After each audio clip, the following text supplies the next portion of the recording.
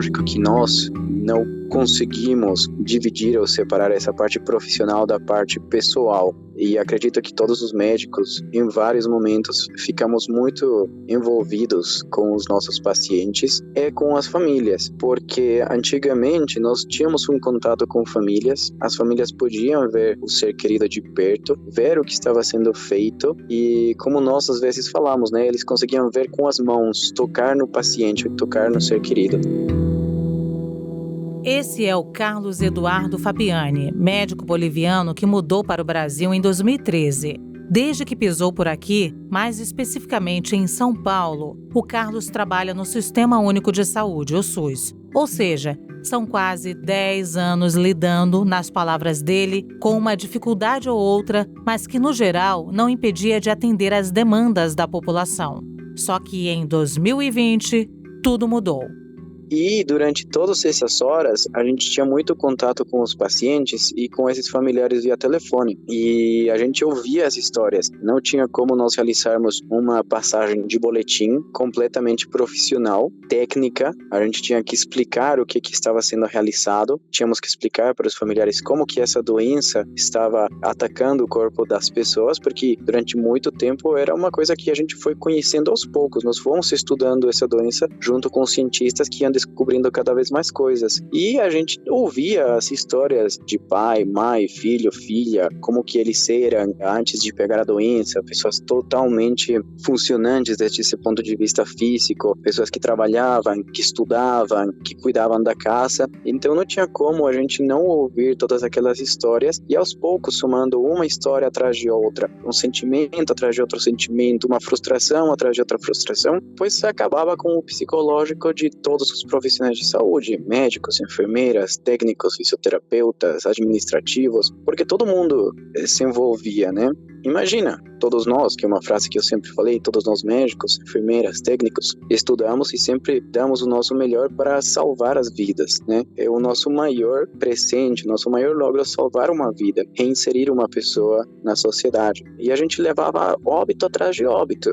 Nós dávamos todo da parte teórica dos nossos conhecimentos, da parte assistencial para o paciente, realizávamos todos os medicamentos que podiam ser feitos, ajustes na ventilação mecânica, pronas, manobras, antibióticos, anticoagulantes, enfim, tudo que vocês devem saber. E a gente era vencido por um vírus. E uma e outra vez. Tinha dias que eu cheguei a dar 5, 6 notícias de óbito num dia só. Então isso acaba com o psicológico de qualquer pessoa que esteja comprometida para fazer o contrário, para salvar vidas, não para perder vidas.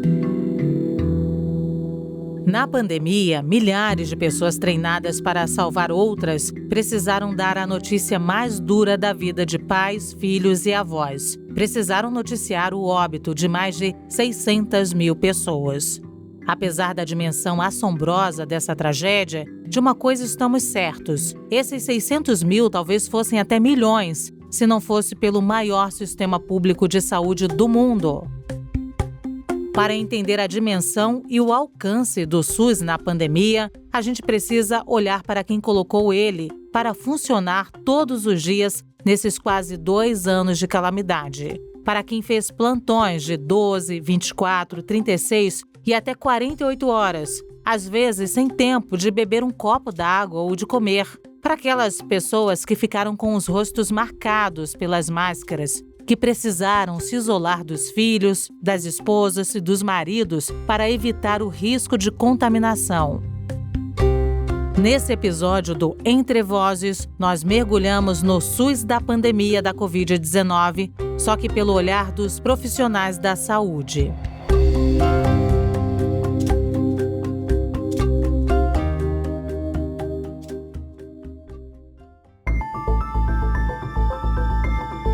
A Organização Mundial da Saúde declara a pandemia do novo coronavírus. No mundo já passa de 118 mil o número de casos da doença. 114 países têm registro do vírus. Mas um paciente que ficou na Itália do dia 9 até o dia 21 de fevereiro chegou assintomático no domingo. fez uma reunião familiar de retorno da viagem e, na segunda-feira, procurou uma unidade de saúde. São Paulo teve a primeira morte pelo novo coronavírus. São Paulo, que é o estado com mais casos, foi em São Paulo. A metrópole silenciosa. Ruas ficaram vazias na volta para casa em São Paulo no primeiro dia de quarentena. Fevereiro de 2020.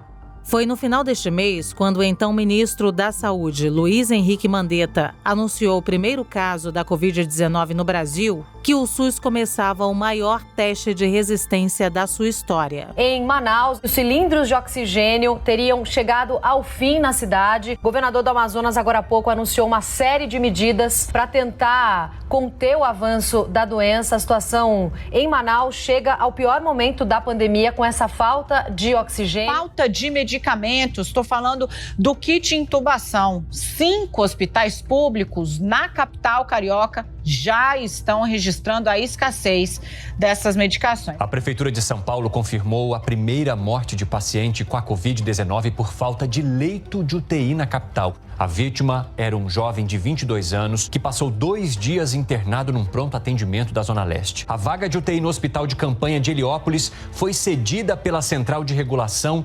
20 minutos depois dele morrer.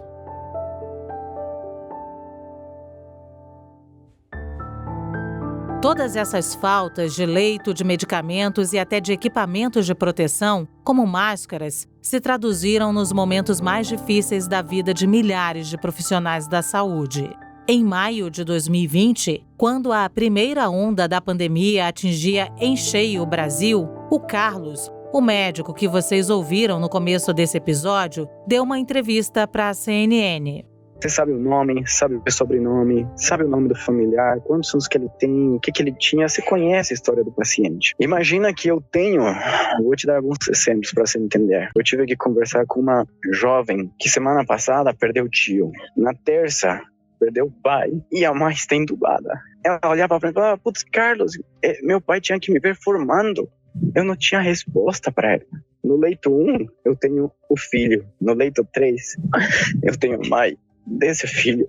Na observação, eu tinha um casal, 70 anos, 70 e poucos anos. A mulher falava pro senhor, você tem que se alimentar, você tem que melhorar, come aí. Você tem que comer também, se cuida, eu tô aqui, me dá a mão, lado a lado. Os dois foram para óbito. Eu tenho uma menina, chegou aqui, 16 anos, foi a óbito. 38 anos, foi a óbito. Eu tenho mais, que me falam como que meu filho morreu. Tenho uma esposa que me diz, o que eu faço agora sem meu esposo, sem meu marido? O que eu faço da minha vida? Imagina um familiar te questionar, putz, como que meu filho morreu? Como? Imagina até isso dia atrás dia, dia atrás dia.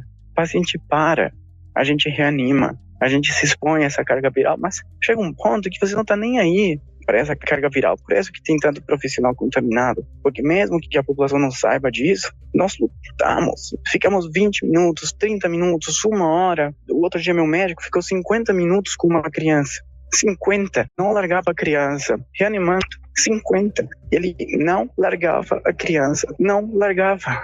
Então imagina essa rotina, dia a dia, noite a noite, semana a semana, mês a mês. No ambiente da emergência, na UTI, você só escuta apitos, alarmes, o tempo todo alarmes, o tempo todo apitos. A bomba, o respirador, o monitor. Esse som não sai da sua mente, não sai.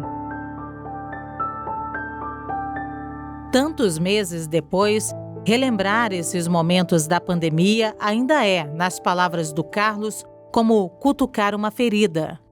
Então, nessa época que foi a mais difícil, de UTIs lotadas, de pronto-socorro lotado, exclusivamente no nosso hospital, no hospital que eu trabalhava na época, nossa sala de emergência virou uma UTI, a nossa observação virou uma UTI, nós entubávamos pacientes em todo lugar que a gente tinha uma saída de oxigênio e a gente perdia muitas vidas. E as histórias ficaram marcadas para o resto da vida, né? Daquele pai, daquela mãe que perdeu um ser querido, de pessoas que nunca mais viram os seus familiares depois de 4, 6, 8 semanas. Então, essa época desgastou muito da parte emocional, da parte psicológica e da parte física também, porque era um plantão se fosse só de 12 horas, no qual a gente trabalhava desde as 7 horas até as 19 horas sem parar. A gente não tinha, às vezes, a possibilidade de beber uma água, de ir no banheiro, muito menos de almoçar. Então, essa época era muito, muito desgastante, porque os pacientes exigiam muito da parte assistencial, do médico estar do lado, colocando as mãos no paciente, dando ajustes finos. Então, era um plantão completamente exaustivo demais. Eu poderia listar aqui uma infinidade de pesquisas que mostram que a experiência do Carlos não é nem um pouco isolada entre os profissionais da saúde, mas vou ficar só com alguns exemplos. Uma pesquisa lançada em março de 2021 pela Fiocruz mostrou que 50% desses profissionais disseram ter tido um excesso de trabalho durante o primeiro ano da pandemia. 23% relataram medo de se contaminar por causa da falta de equipamentos de proteção adequados. Em um ano, 14% desses profissionais da linha de frente do combate à pandemia disseram estar no limite da exaustão.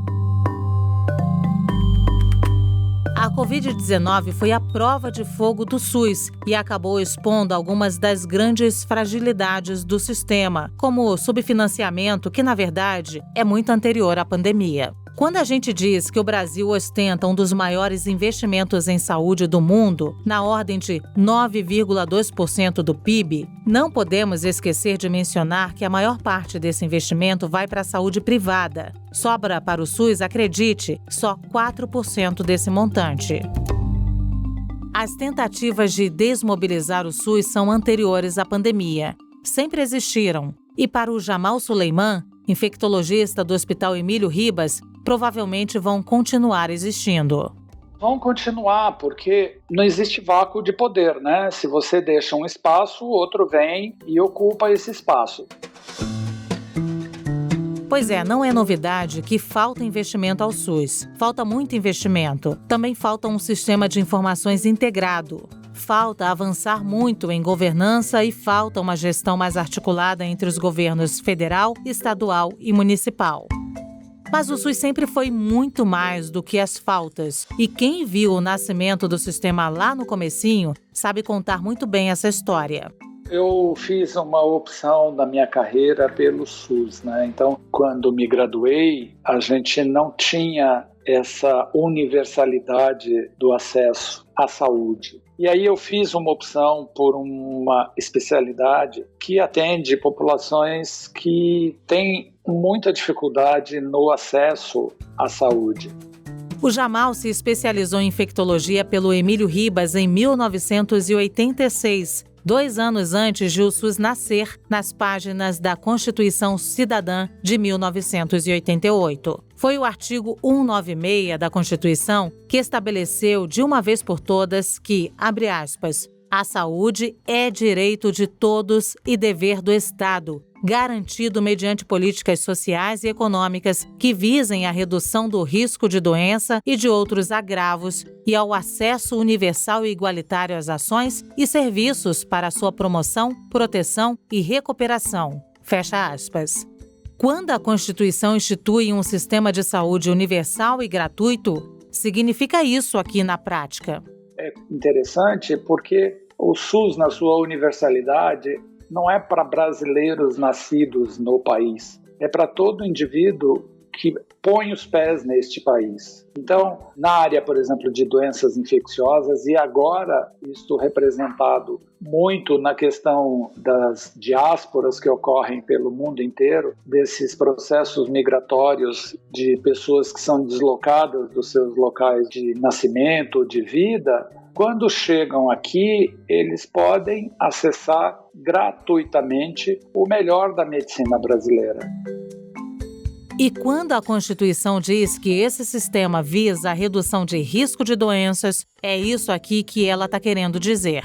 A gente tinha meningites bacterianas e meningites por tuberculose, que a meningite por tuberculose e as meningites bacterianas de maneira geral são condições clínicas altamente incapacitantes em crianças, fundamentalmente. E o cenário era catastrófico. E quem são as pessoas mais vulneráveis a essas doenças? Pessoas com dificuldade de acesso. E o que a gente tinha naquele instante? Quem podia acessar médico ou serviços de saúde porque tinham recursos financeiros e as pessoas que não podiam acessar serviços de saúde porque não tinham recursos financeiros. Para ficar no nível básico, isso não é justiça, né? Você selecionar pessoas pela capacidade que elas têm de pagar por um serviço de atenção que é um direito delas, isso não faz o menor sentido. Então, na época eu tinha 23 anos e entendia isso como algo inaceitável. E foi a partir daí que eu fiz a decisão de ficar no setor público e de abraçar o SUS com a sua universalidade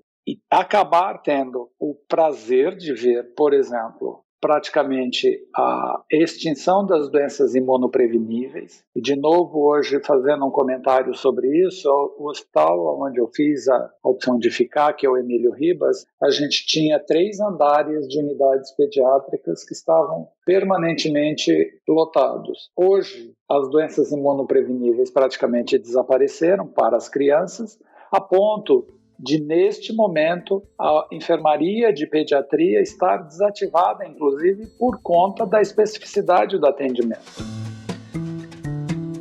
Os méritos na história do SUS não ficam só por aí. O sistema conseguiu chegar em todos os cantos do Brasil, oferecendo atendimento para povos indígenas, disponibilizando dezenas de medicamentos gratuitamente e oferecendo cuidados de porta em porta em 98% dos municípios brasileiros por meio dos agentes de saúde. Olhando para o SUS de ontem e de hoje, o Jamal não tem dúvidas de que fez a escolha certa quando decidiu seguir a carreira no sistema público. E tanto ele quanto o Carlos não conseguem imaginar o que teria sido para o Brasil atravessar a pandemia sem o SUS. Olha, eu sinceramente acho que seria impossível, devido à grande demanda que nós tivemos de materiais, uma gestão de recursos humanos e de materiais também gigantesca, que dentro de um serviço privado teria sido muito, muito complicado dar conta e conseguir aquela abrangência que o SUS tem. Então, sinceramente, acho que teria sido impossível. O SUS ajudou muito no Brasil para conseguir combater essa pandemia e poder cuidar de todas as pessoas doentes que precisavam desses cuidados intensivos. Cabe ressaltar que os cuidados dentro de uma UTI demandam muito dinheiro. É um lugar que o dia de UTI é extremamente caro. Então, se não tivéssemos esse suporte que o SUS dá para toda a população, realmente seria impossível. Teríamos tido milhares de pessoas completamente desassistidas. Como que a gente pode falar alguma coisa do SUS? Quando alguém faz um comentário jocoso, mas isso daí é SUS, a pessoa não tem a menor ideia do que isso significa, com toda a dificuldade que é inerente a um processo de alta complexidade como a do SUS. Então, o problema do SUS, além do financiamento, é parcialmente de gestão, mas não das pessoas que estão ali na execução da atividade fim. Essas pessoas, na verdade, são, de longe, o maior mérito do sistema público de saúde brasileiro. Quando eu perguntei para o Jamal que nota ele atribuiria para a atuação do SUS na pandemia, de 1 a 10, ele respondeu isso aqui. Só 10, eu daria 1000. De verdade. Eu vou te contar, eu não sou da cidade de São Paulo, né? Eu moro na cidade de São Paulo há muito tempo. A maior parte da minha vida foi vivida aqui, mas a minha família reside no interior do país. Então eu vou te dizer, porque eu tive essa percepção durante o processo da pandemia toda, tendo que cuidar de pessoas aqui e vendo uma parte da minha família naquele lugar. Minha mãe tem 84 anos, vai fazer 85. E nesse processo todo, não é porque ela é minha mãe, mas eu tomei esse cuidado, inclusive. O SUS, naquele lugar, que é uma cidade de 40 mil habitantes, exerceu um papel brilhante. Cuidaram da minha mãe dentro de casa e cuidaram das pessoas mais vulneráveis dentro de casa com assistência domiciliar, no momento grave da pandemia. Então, eu não posso dar 10, eu tenho que dar 1000, porque esse esforço não foi um esforço de A, B ou C, foi um esforço coletivo de gente que se lançou para cuidar de pessoas. Mas se esse foi um esforço coletivo de pessoas, que nota mereciam, então, os profissionais do SUS? essa é 2.000. E é curioso porque aquela expressão, eu estou fazendo tudo o que é possível, as pessoas estão fazendo não tudo o que é possível, porque tudo o que é possível basta um esforçozinho. É muito mais do que isso. Então, eu acho que a gente precisa reconhecer uma qualidade, isso é mais do que obrigação, é uma qualidade de gente que gosta de cuidar de gente. Eu acho que esse é o ponto principal. 99,9% dos profissionais que estão envolvidos nisso fazem aquilo porque gostam, e gostam muito. Se você ainda não está muito certo dessa avaliação do Jamal, eu te convido a fechar os olhos e imaginar 2 cenas reais. Uma do pior e outra do provavelmente melhor momento da pandemia, se é que a gente pode chamar assim. A primeira delas se passa em janeiro de 2021, dentro de um hospital em completo colapso. Dezenas de pessoas aguardam por um lugar na UTI, faltam leitos e faltam principalmente respiradores. As pessoas começam a morrer sem oxigênio e só resta uma alternativa aos profissionais da saúde que atendem ali. Eles precisam se revezar para ventilar manualmente o paciente, que é o que eles chamam de ambuzar. São horas, às vezes uma noite inteira, apertando manualmente uma bolsinha de ar que fornece o mínimo de oxigênio para manter o paciente vivo. Relatos de profissionais da saúde que passaram por essa situação apareceram em várias reportagens na época. Uma delas dizia, abre aspas, quando uma pessoa da equipe chega no limite da exaustão, ela reveza com outro profissional. Durante o tempo em que fiquei na UTI, ajudei a ambuzar 3 pacientes. Um deles, de 50 anos, morreu na minha frente. Quando a gente vê que não tem mais jeito, iniciamos a morfina para dar algum conforto. Tivemos que fazer isso com ele. A gente já chorou e não sabe mais o que fazer. Fecha aspas.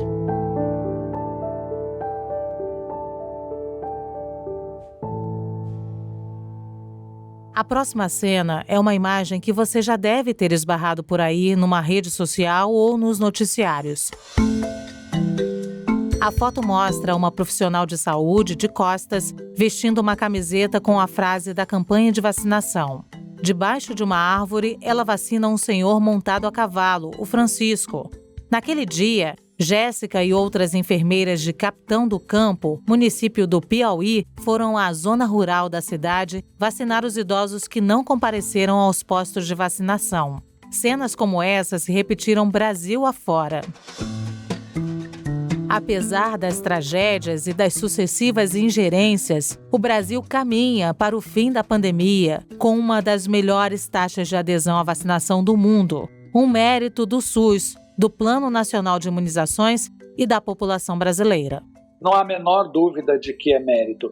E agora, mais do que nunca, porque veja, a ampliação da dose de reforço para a população, mais um mérito do SUS.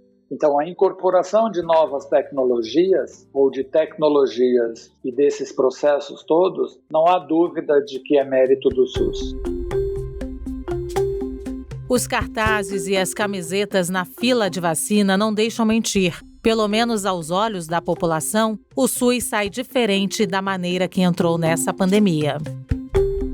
Esse olhar hoje mais simpático realmente está mais interessante. E vai ficar mais interessante quando essas pessoas se apropriarem desse bem que não é de quem trabalha na saúde, esse bem é da sociedade, é maior do que um governo, né? Porque isso é um bem da nação. Então, no momento que se apropriar, eu acho que a gente pode, inclusive, mudar os rumos do SUS para uma coisa muito mais sólida. Eu conversei durante essa pandemia com algumas pessoas que moram fora daqui. Então, países que têm estruturas de acesso público à saúde, por exemplo, na França, quem tem dinheiro usa o serviço público de assistência à saúde. Na Inglaterra, a mesma coisa. Vocês viram a princesa, né, a futura rainha da Inglaterra, tendo bebê aonde? No sistema público inglês. Então, esse tipo de percepção, obviamente, essas pessoas sabem o que isso significa. Quando a gente tiver esse tipo de percepção no Brasil, eu tenho certeza que nós estaremos num outro patamar, né? O SUS passa a ser o objeto do desejo. Não é mais o hospital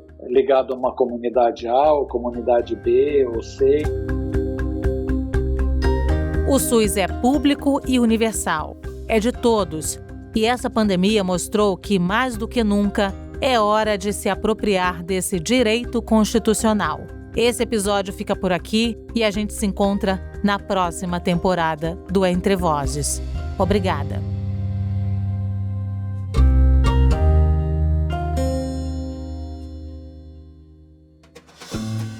Com a apresentação de Luciana Barreto, este podcast foi produzido pela Maremoto para a CNN Brasil. Pauta e apresentação, Luciana Barreto. Pesquisa e roteiro, Thaís e Léo. Produção, Danilo Santana. Sonoras e personagens, Thaís e Léo e Danilo Santana. Edição, Luan Alencar.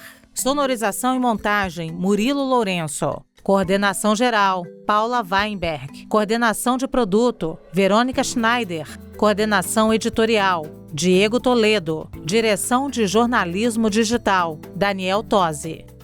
Você também pode ouvir o Entre Vozes no site da CNN Brasil e aproveite para conhecer os nossos outros programas em áudio. Acesse cnnbrasil.com.br/podcasts.